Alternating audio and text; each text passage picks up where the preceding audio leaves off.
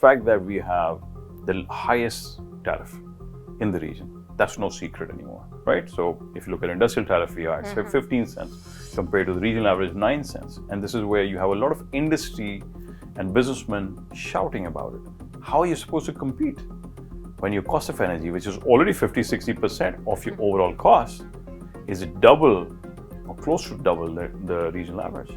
How is our spinning going to compete with, say, Bangladesh? Spinning industry is supposed to compete with Bangladesh or India. How textile or any other product that we manufacture is supposed to compete. So competitiveness on energy is critical.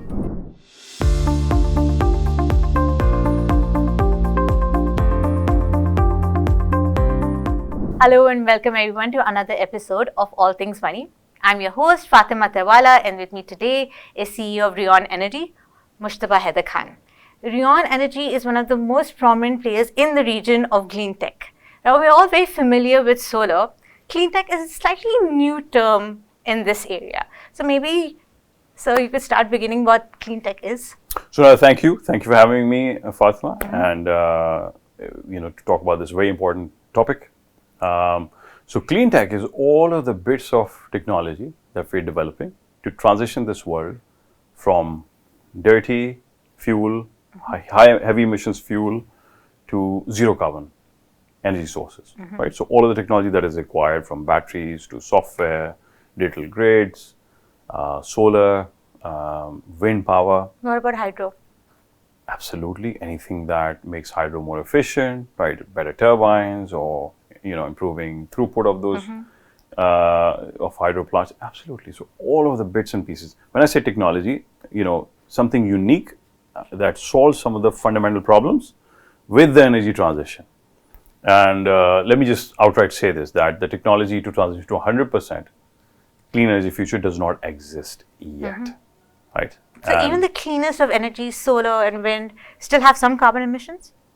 Yes, I mean, there's some carbon emission, but over time, once you start using it, the fundamental thing that solar and wind change is the fact that you don't need any fuel. The fuel is provided by the nature. Yeah. It's irradiation or wind, right? That drives it. Once you cut the fuel out, then all of the drilling and the upstream stuff that is very heavy in carbon emissions, and every time you burn fuel, you burn emissions, you release emissions. It's not just emissions. Emissions is what goes into the upper atmosphere and creates the greenhouse effect and makes the planet warmer. You also have particulate matter, you have pollution that's caused by burning of fossil fuel that is more localized and that causes problems like smog, breathing problems, and we are all witnesses or victims of what's happening up north with smog, which is unfortunately causing a lot of health hazard. There is no argument as to why we should opt for clean tech. And in Pakistan, there has been this huge movement towards solarization, almost completely consumer-led. Because yes, we had that SPP policy for financing, but right now I think the grid has become so unreliable that people are opting for solar. But that itself is causing more problems, because the more and more people go off-grid, the higher the circular debt. So within that scenario, how does clean tech help the economy of Pakistan? Okay, all right, great. So great question. And look, whenever a major shift is happening between the status quo and the new future, the to be cleaner future, there are going to be winners and losers. Let's be very clear about that, right? There are always going to be winners and losers. And who are the winners? And these are all the people who are building this technology. And you know that one of the most valuable companies on the planet is a clean technology company, which is Tesla. Yeah. Right? And that's based on the fact that this technology is very important. So there are going to be some losers, and grid clearly is losing out. But why is the grid losing out? What's happening at the grid level? Why are so many people importing solar on their own, and now wind power at the industrial level? There's a lot of offtake for wind, for clean technology, because it's cheaper.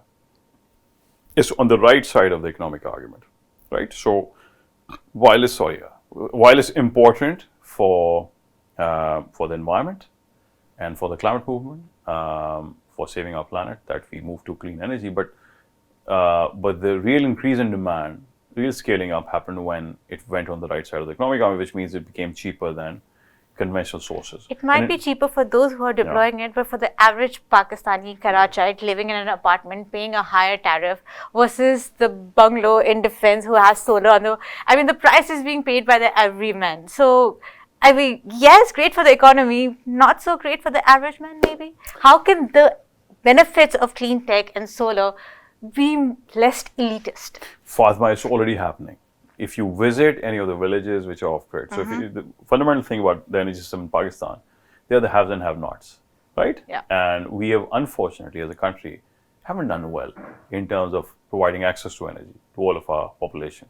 We only have 70% grid access in this country compared to India and Bangladesh, which are close to 100%. So on the scorecard level, you know, it's not that great. So if you go to one of those villages that's off-grid, one of the first things people put up on their juggi, on their cottages, is the solar plate, right? Because, you know, it's getting hotter. As a result of climate change, it's getting hotter, they need the fan, they have mobile phones, they need charge.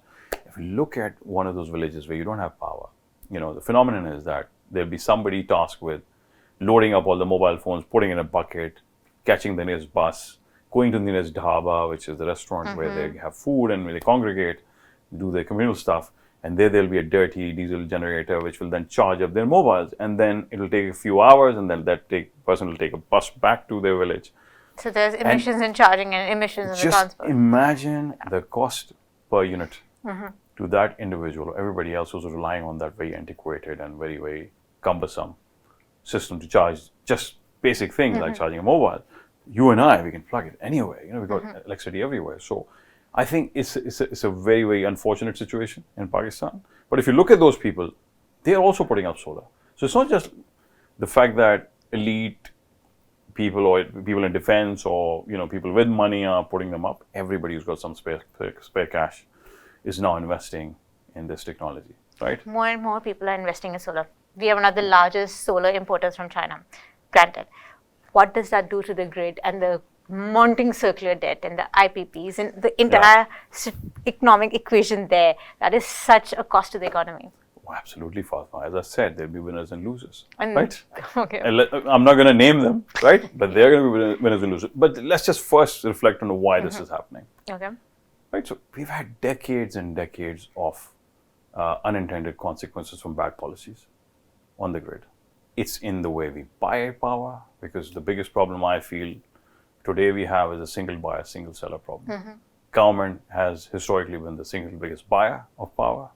And when it has done it in the past, we know they haven't followed the most competitive practices. Me as a businessman, if I wanted to procure something from the market, I'll say, okay, bring me 3 quotations and I'll choose the cheapest one and the best one. That wasn't necessarily happening in the power market. But there's been a lot of talk about the competitive market system for energy. Yes, and that is something we needed like 6 years ago. Not been implemented. But even if we have it today, so one of the solutions to solving our energy problem and the affordability problem, the fact that we have the highest tariff in the region, that's no secret anymore, right? So if you look at industrial tariff, we are at 15 cents compared to the regional average 9 cents. And this is where you have a lot of industry and businessmen shouting about it. How are you supposed to compete when your cost of energy, which is already 50-60% of your overall cost, is double or close to double the regional average?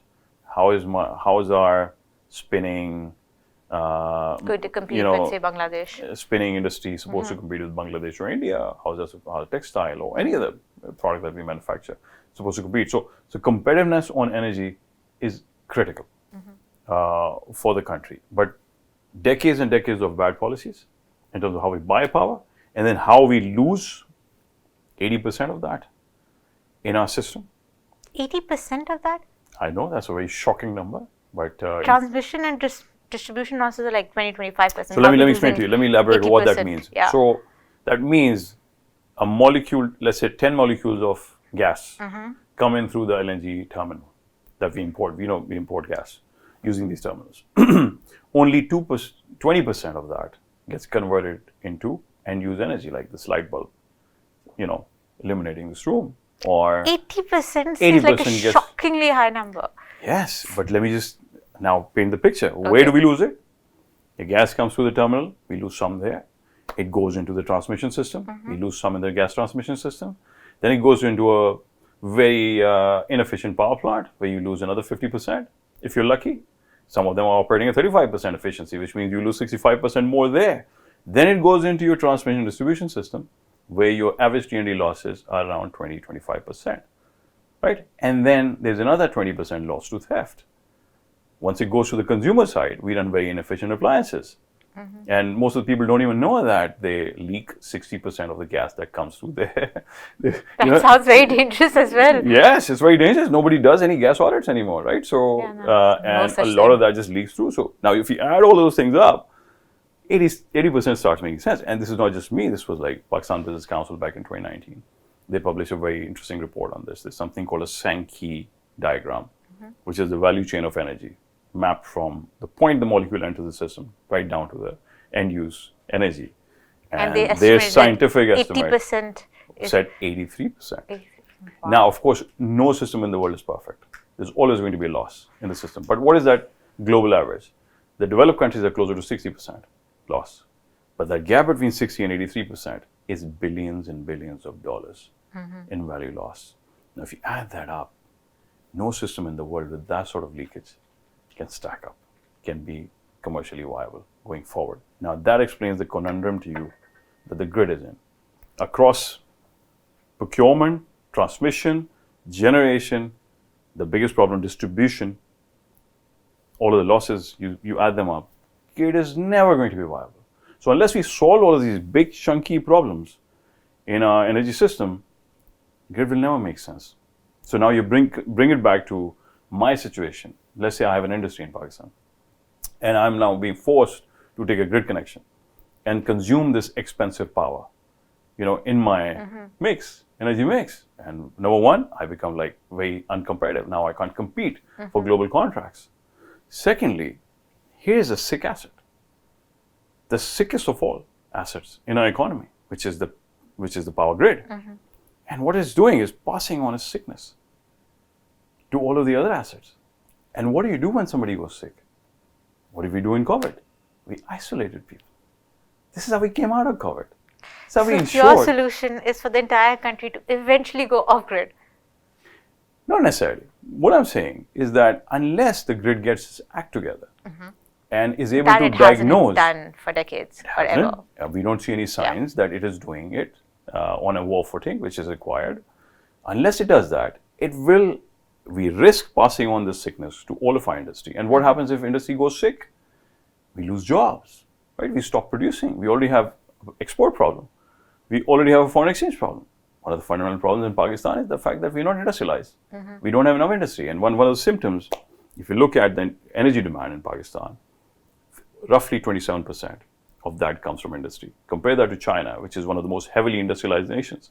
65+% of the energy demand in a nation with 1.5 billion people comes from the industry, right? Yeah, in Pakistan, we suffered from premature industrialization. We went from agriculture to services. The whole industrialization step got eaten up.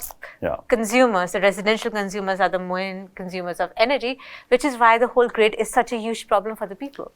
Absolutely. And now let me just bring it back to the current situation, the quagmire we find ourselves in. 2-3 years ago, this was a solvable problem, right? You had technologies like solar were fresh. Net metering policy came out in 2015. The initial uptake was promising, but at a marginal level. In 2022, we imported about 4 to 5 gigawatts of solar panels. Effective energy was 1 gigawatt for a country with industrial demand in summers of 21, 22 gigawatts. That did not feature too much on anybody's mind. That became in 2023, that number became 9 gigawatts. So literally you can see there's a doubling happening, exponential growth happening. And the thing about human mind cannot fathom exponential growth. This is like a proven genetic fact. And because of that, it did not register. Now, this year, surprise, surprise, Pakistan, which was not even like in top 10 some time back, because in exponential growth, we are this year the third largest importer of Chinese solar panels in the world. So number one is European Union, all of it together, then Brazil, which is a much larger economy and has much higher electricity demand. Pakistan is third, and probably on a per capita basis, per capita electricity consumption of per capita, Pakistan is right up there as the top importer of solar. And that figure by end of the year is projected to reach 22 gigawatts. Now take it into context of our energy demand. In winters, Pakistan has an average demand of about 10 odd gigawatts. Lower at certain times. During the day, at 8 a.m., probably it's around 8-9 gigawatts. In summer, it reaches about 21 gigawatts, right? And a country with, let's say, peak demand of 21 and a lower bound demand of about 10 gigawatts has imported 22 gigawatts solar panels. So we have enough power, solar power potential in the country to be completely solarized, to have no, I mean, it's not feasible, it's not practical. I would say we're a big country. Yeah. And yet we haven't reached our potential. We have imported enough solar panels to power the entire country, even if they're not online. We have the potential, we haven't yet reached that point. We'll need a lot more. We'll need a lots and lots more, right, to be able to power up the whole country. Probably we'll need 10, 20 times more solar. But we are growing exponentially. We are heading there. We're heading there. So and at some point, the government will have to step in and stop the solarization if it wants to protect the grid. Look, here's my point of view. No matter what you do, try and get in the way. The first thing to remember is that this is not happening because of anything we're doing here. This is driven primarily by global megatrends. What are those global megatrends? Back in 90s, when this climate movement took shape in Europe and in the Western countries, wind energy, uptake of wind energy and subsidies in the West drove adoption of solar and wind. And till 2010, 2011, China hadn't jumped in, right? And in 2012, China came up with this radical shift in its policy where they realized that the consequence or the loss, economic loss, because of all of these polluting fuels and the carbon emissions to Chinese economy is roughly 6 to 7%. There's a World Bank report published on that. Now, if you take into account China's average growth rate, which is 6-7%, they were in fact in negative growth if they account for all of the losses due to climate change and because of air pollution and all of the damages it was doing. And so China decided in 2012 that they will come up with a whole new industry. At that point, they were not producing large amounts of batteries or solar panels or wind turbines, but then they created the whole economy. The central bank got involved. There was a radical shift in policies, and you had this mushroom growth in offtake demand for renewable, and also in terms of industries that were producing solar, wind, batteries. And fast forward to today, China produces roughly 60-70% of all the batteries being manufactured, be it for electric cars or for energy. It manufactures a large chunk of solar panels, very large majority of solar panels. It manufactures a large chunk of wind. So between 2012 and 2024, Chinese demand every year doubled for renewable energy. So basically, China realized that climate change has a huge cost to the economy and took measures. It's not just China, I would tell you that. And other countries. Pakistan is one of the most effective countries in the world. Yeah. So, but at the government level, I don't see that change, that understanding. And you were going to mention India. I'm sorry I cut you off. Please do tell us how India has adapted. Yeah, so if you look at India, our neighboring country, India, they've been on a roller coaster. They've already become the third largest market for renewable energy after US and China. And they have a very ambitious target of reaching 400 gigawatts. 400 gigawatts. 400, that's like... Right, that's like... many times multiples of our overall demand, right, where we are. So Yeah. they're going to do that, 400 gigawatts. Now, you can imagine, once you set that sort of a target, that's like a moonshot. That's like John F. Kennedy saying back in the 50s, we will go to the moon, right? And it will create that huge economy around it. So it's not just 400 gigawatts of solar panels. Is this for India? Is this private sector led or government led? Or is it like a PPP thing? It's a combination of both. It's a combination of both. So I think India has had good fortune of having political stability, continuation of policies, especially around climate and their pledges around Paris Agreement. They've had one party ruling it for over a decade now. Yeah. So they've had a lot of continuity policy, and they have a lot of good proactive policies. If you look at their policies around batteries, and battery, I would argue, is the wonder product, is the missing secret ingredient required to take us to 100% clean energy. Batteries need to get a lot more efficient. They need to get a lot more cheaper because same batteries going to cars, going to power plants, and store wind and solar energy when there's no wind and solar. So that's the wonder product. And if you look at India's policy, for example, around batteries, they have created a whole policy framework around how they want to promote batteries on the grid. For example, they offer certain subsidies for installation of batteries. They have made it mandatory for any renewable project of 5 megawatts to have some battery component, let's say 1 hour of battery storage. So they have these policies. They're also promoting manufacturing of batteries in India. And that's incredibly important. I mean, from a country's balance payment point of view and self-reliance point of view. The more solarized we are, the more we import batteries, panels, everything. Yes, but there's a catch, Fatima. It's not the same as importing oil and gas, because oil and gas you need to continue importing every year. Once you import a solar panel, that displaces your oil demand for the next 25 years until the solar panel is in operation. No, you're not importing anything more. So I would argue every dollar you spend on importing renewable products like wind, solar, you get the dollar back within a year, right? Okay. Because that's the amount of fuel, import fuel you displace. And then next 10 years, you get a bounty. So we as a company have done about 0.5 gigawatt of renewable integration. Half a gigawatt would say power how much of Karachi? Oh, very small. That's why I said we need to do multiples of what we've done so far. So Karachi's demand, I would say, probably between 3 to 4 gigawatts as a city. But I think it's remained there for a while. So less than a quarter of a city, like, I don't know, 10% of Karachi would be powered by that. That's why I said there's a huge upside here. You know, we're not even close to having imported sufficient amount of solar panels to cover our overall demand, right? But I think we're heading there. And let me just come back to the earlier point you made, which is what happens to the grid. All of these solar panels and, let's say, wind turbines we're importing, they're displacing power demand off the grid. So there's a defection happening from the grid, right? And what happens when there's more and more demand coming off grid? The grid has a fixed cost. Exactly. And that fixed cost manifests itself in terms of capacity payments, which reached 2.7 trillion PKR this year.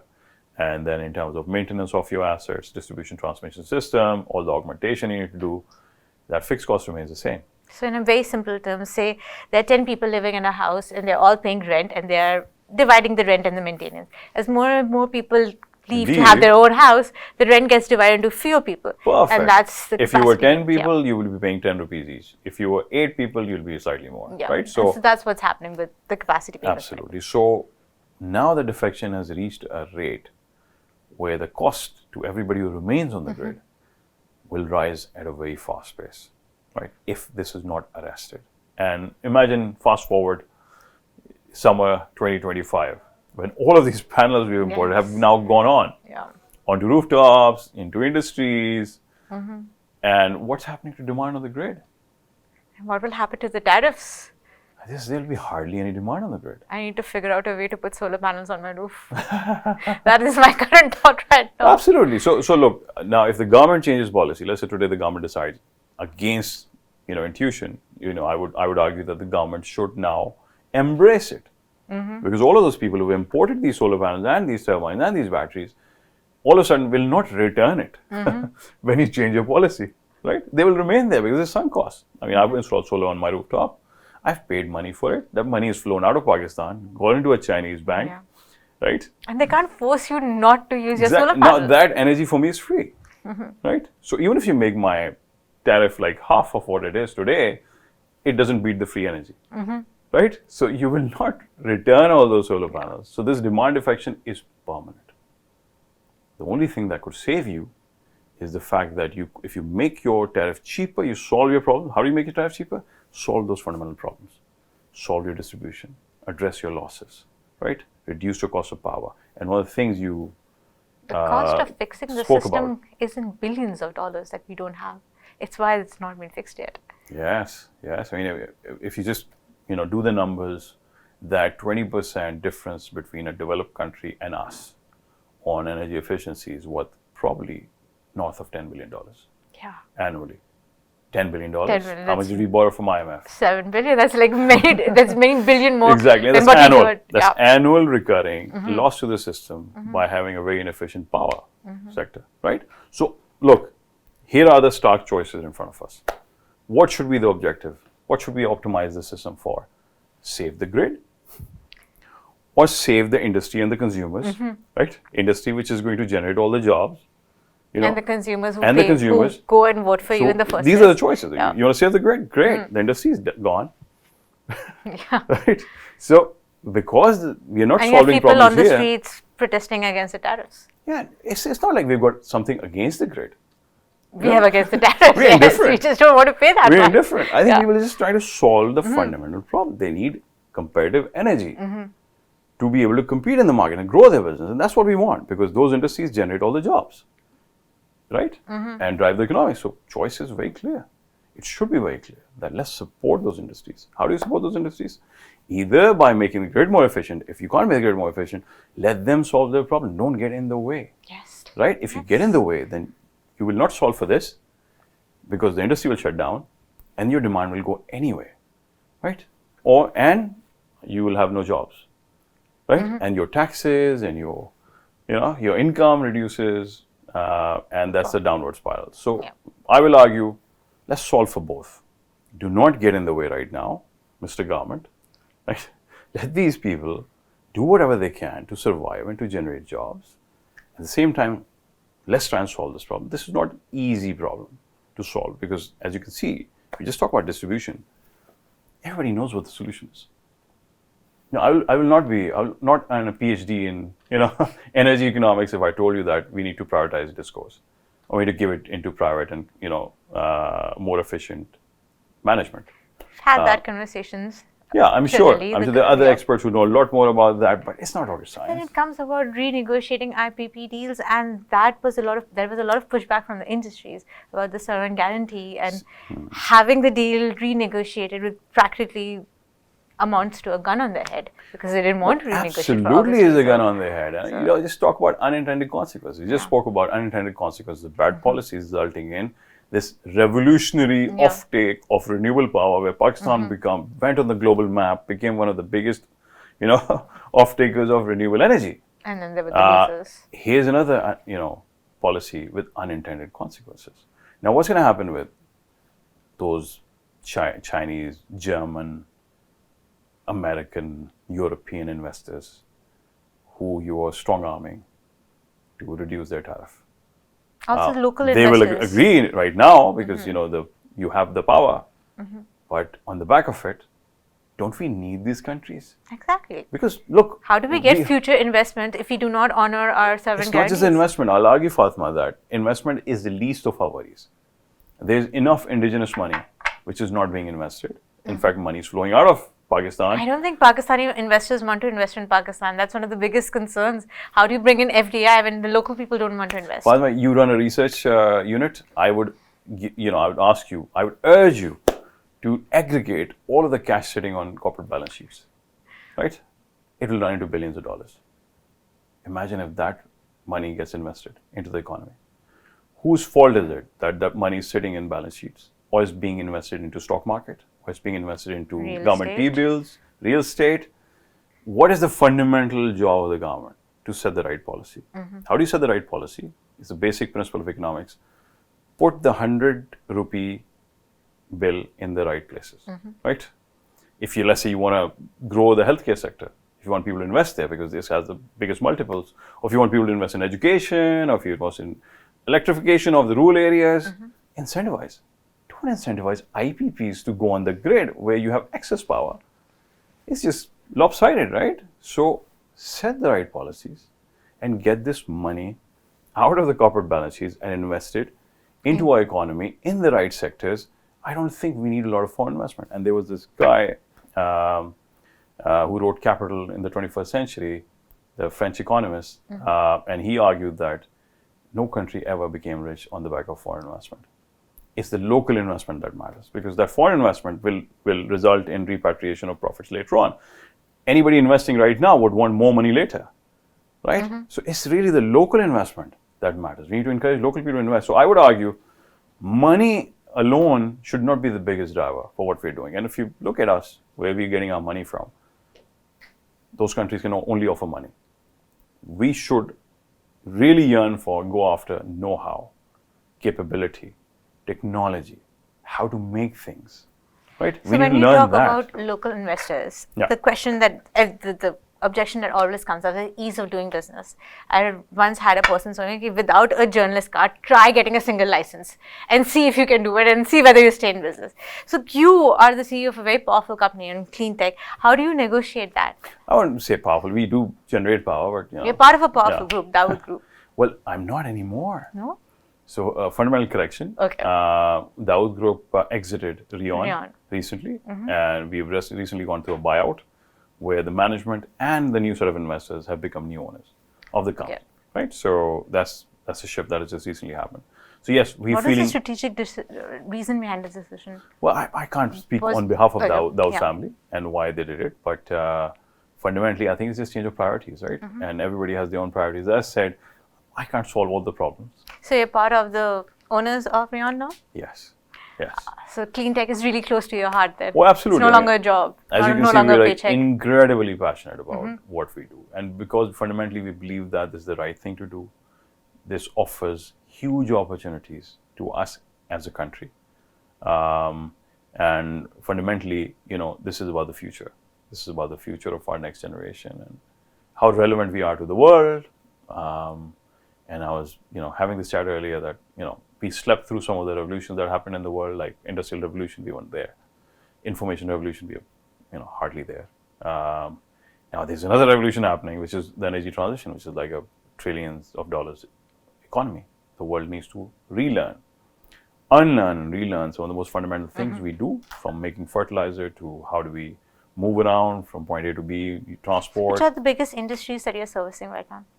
So for us, the more energy intensive the industry, So the more cement important. would be one of them? Yes, absolutely. So we have one of the largest footprints in the cement sector in the region, not just in Pakistan. We've done around 180 megawatts of renewable integration in the cement sector. Telecom is another one. I mean, I personally am from a telecom background. I spent 5 years with British Telecom in London.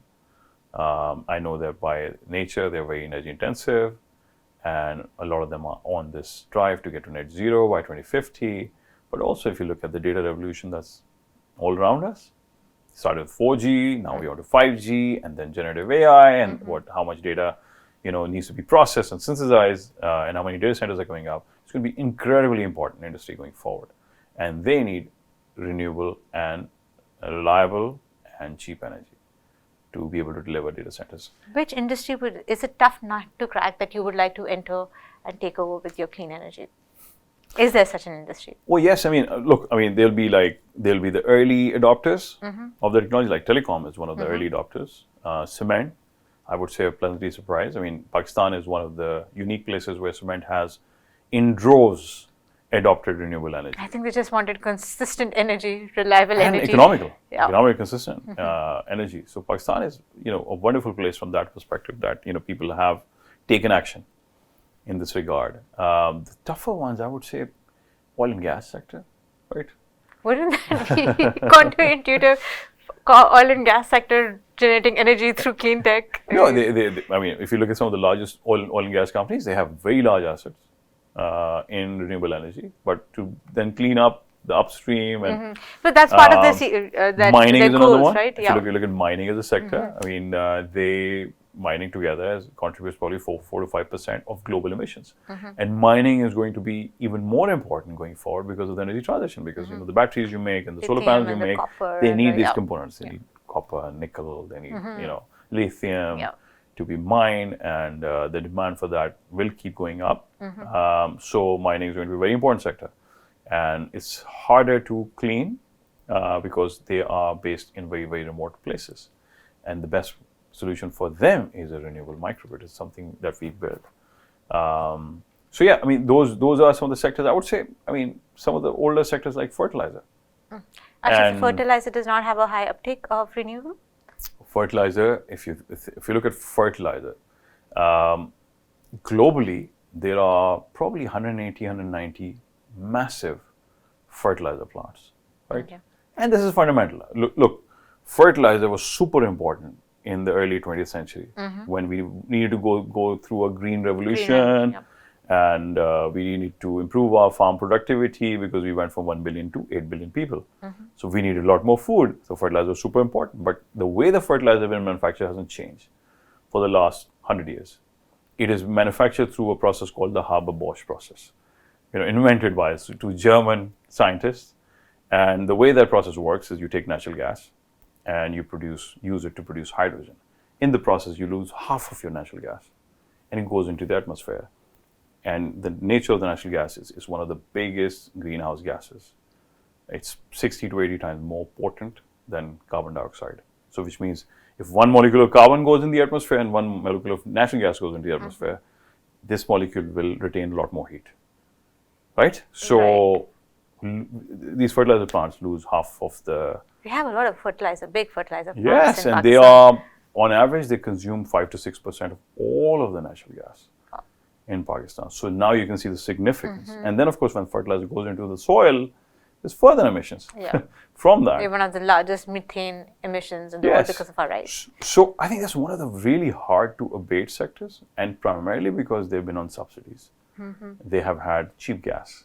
So cost of energy has not been a big issue for them. Compare the levelized cost of energy of solar, wind versus gas or any other fossil fuel. What would be the comparison? I think it all depends on what formula of gas is applied to you, right? But if you just Back at a of very the high envelope, level, at a very high level, the grid, I told you the grid tariff is like 15 cents for industries, 21 cents for commercial customers. When I say commercial customers, so if you install solar panel on your house, you'll probably be at 16, 17 rupees. And that equates to what, 5 cents? 5 to 6 cents, right? Compare that to like 20 to 20 cents you're paying to the grid. So like only 25% of the cost. If you're an industry, it'll cost you like 12 rupees, 13 rupees. If you install wind, probably you'll be around 17, 18 rupees at the industrial level. So all of this you can see. Now, if you were producing your power from gas, depending on what gas rate you got, it could vary between 30 to 36 or 37 rupees. And, a lot of industries also burning the more polluting and dirty HFO, heavy fuel oil. And that again hovers between 36 and 40 rupees per unit. So this is less than half. Yes, the biggest challenge is coal. Especially we have this whole huge third coal over there. So there's always this conversation that do we use indigenous resources the way the West did when they were developing, or do we just... Can I be perfectly honest with you, Fatima? I mean, on the economic front, if you compare the economics of coal versus renewable, that's one to beat, right? Because coal, if I was an industry using coal, it would be costing me around 21, 22 rupees per unit. Still very close, but coal is base load. So this is like, you can run it 24 hours consistently. You don't have to wait for the sun to shine and for the winter. And, so that's where the challenge lies. And there's a very simple equation. When solar and battery is cheaper than coal, the whole world can be powered on solar and battery. Right? When that becomes true, most likely the whole world will shift towards solar and battery. But that is not here yet, right? On a individual unit level, solar is cheaper. But if you just then factor in the cost of batteries to run it 24 hours, then it becomes more expensive than coal.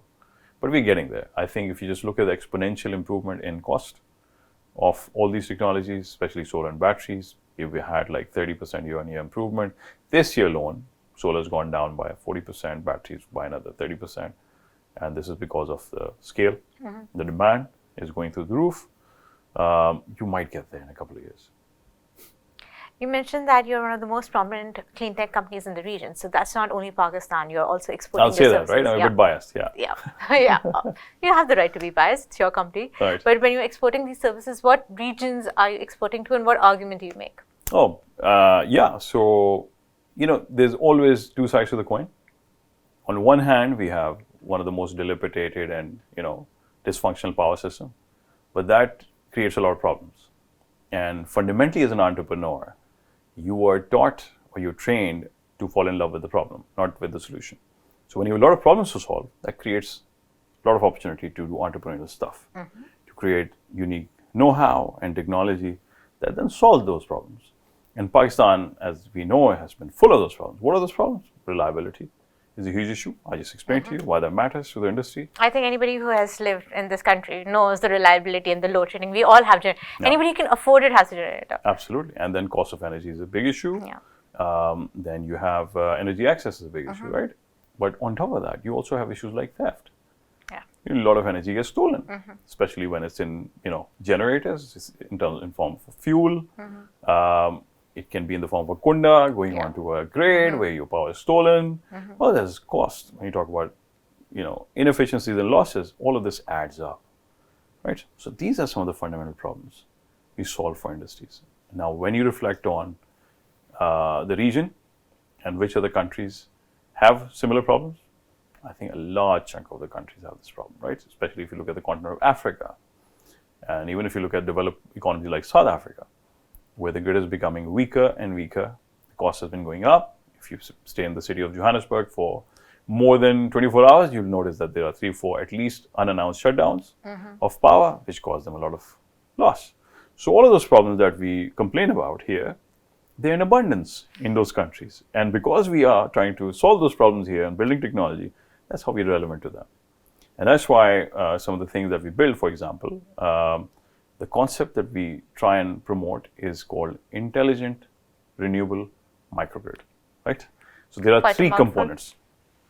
There are 3 components. And we feel this is fundamental to how you solve for clean energy going forward. So it has the intelligence, it has renewable, and it has microgrid. Microgrid means it's a distributed grid, and you are asking, should I just disconnect from the grid? If you ask me, yes, I would say, this has a lot of benefits. So microgrid is basically a locality having its own power generation through clean tech. Could be an industry, could be a telecom tower, could be an individual house. A lot of shifting towards the microgrid currently happening? Absolutely. So I think one of the things that, comes naturally to solar power, it's distributed. You can install it on your rooftop. You don't need to have, transformers and transmission and distribution and stepping up, stepping down of power. These are the segments where you incur a lot of costs and capex, and you can easily consume it locally. So yeah, it lends itself really well to distributed microgrids. So we build the software that provides forecasting and intelligence, in terms of being able to predict when power might break down, or in terms of being able to predict when your asset might not be running efficiently, or being able to predict the resource from wind to solar power. It's not only the solar panels that you set up, it's also the software that predicts how to use those solar panels. Yes. So software, first of all, it gives you visibility, 100% visibility on all your assets. It's not just limited to solar or wind or batteries. It's also generators and whatever else you're using within your power system. Because what matters in the end is to the customer is what we call as the levelized cost. As a cocktail of using everything, what is the end result? Cost of energy. Or mix of energy. Of electricity or energy using. And what is the level of reliability I get from it? Are there any voltage fluctuations? Is my frequency changing on a regular basis, which causes malfunction in my equipment? If we can solve for all of those using better prediction tools and intervention, that's what the intelligence is all about. It's constantly looking at what's ahead and then generating insights in terms of how to prevent any malfunction or loss of efficiency in the system. Then there's renewable. What does this technology do? Allows you to integrate a lot more renewable power than you normally can, right? So for example, we know that wind and solar, you get lots of it when there's plenty of resource, but then when wind stops blowing and when sun goes away, you have none. So how do you balance it? To integrate, you need some intelligence, you need some forecasting, you need some storage, flexibility. So the renewable bit comes from having a flexible reserve. So it's a complete package. Yes. And then, of course, the microgrid is, of course, distributed, which means it's disconnected from the grid, and it needs to balance its demand and supply automatically on its own, be very indigenous. So that's the technology we export. So what are we selling internationally? We're selling a software, which is what you call as software as a service. A lot of companies use our software to identify inefficiencies in their system and to improve and to generate insights. It uses some very smart scripts based on AI and machine learning to be able to generate predictive insights. And then we also export batteries. We make some very specialized batteries. We label them as reflex. And these batteries have been designed around integrating the challenges faced by industries towards integrating large amount of renewable power. And then, of course, solving for the power quality issues and reliability issues for the customers. And they're based on some of the most efficient battery cells available in the market. Very long life, 25-year plus batteries, very highly responsive. They can respond within 300 milliseconds to any issue. And we create batteries which are like the size of this room, they're in megawatts. My company has done 90% of the large batteries here in the country. and we are now exporting them to the region, right? So those are the kind of things we make and we So we basically, sell. if I were to sum it up, Reon is selling the software and the abilities to generate microgrids. So, for example, if Dawn was a locality, an industry, we could have our own grid, solar and wind. We would have the software that would predict, okay, this many Don't hours. forget the batteries. You need the batteries. Yeah, so that's correct. So this many Yes. hours I can have from solar and wind, and this many hours I need from battery, Yes. and this is the reliability and the cost of it. So the future, Brilliant. That's a great summary. the future, or the future as you see it in Pakistan, the most basic of solutions for our energy problem is to eventually go off grid and let the grid kind of take care of itself. So I think it's going to be a combination, Fatima. You can't have one size fits all and one solution that fixes everything. There will be a need for the grid to be there because you have those bulk consumers and you have bulk producers. And of course, when you have gigawatts and gigawatts of power being generated in one end of the country, you can't consume it all in one place. And similarly, you have places where you have very high resource availability. For example, if you talk about Balochistan, one of the untapped places in Pakistan, Balochistan, some of the parts of Balochistan we've looked at have some of the best wind resource in the world, some of the best solar irradiation resource. Balochistan has a lot of best resources in the world that has not been tapped. Has not been tapped. Solar and right? wind are not the only So ones. looking forward with optimism, right? So you can say that if we are able to exploit those resources, surely not all of it can be consumed locally. So you'll need these lines, transmission, to then carry that power to the other end of the country. So there are places and there are use cases where you will need the grid. So it'll be a combination of off-grid and grid. Where is off-grid the best? Where it's very expensive to lay the cable, right? It's very far from the grid station, and the investment required to give reliable Set up the power infrastructure. is too much. So in those cases, it will make perfect sense to just go off grid. For example, 30% of the country that does not have access to electricity or access to the grid right now, it will be very cost prohibitive to now lay the cable and lay the transmission and distribution system to then give access to them. It will make perfect sense to keep them off grid. A lot of industry which is in remote areas for mining, for example, that is happening in Balochistan, and we have a lot of promise from mining.